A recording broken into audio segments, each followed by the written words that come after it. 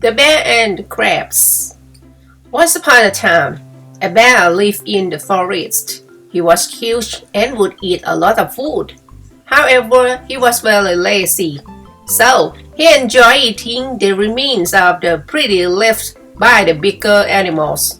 One day, the lazy bear felt very hungry. He could not find any food around his den. The poor bear waited and waited. Then he started walking in search of food. He thought to himself, "Oh, how I would love to eat some bamboo or fruits! But it would be the happiest if I found a beehive with honey." Now at the end of the forest, there was a rocky shore along the big blue sea.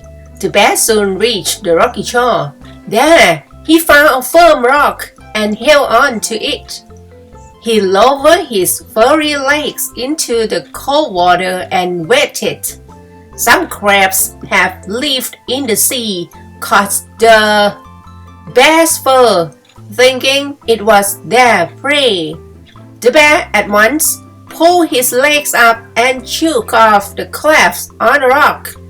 Then he enjoyed the food he had cleverly collected all over his legs. Even the lazy think of good ideas when they are hungry.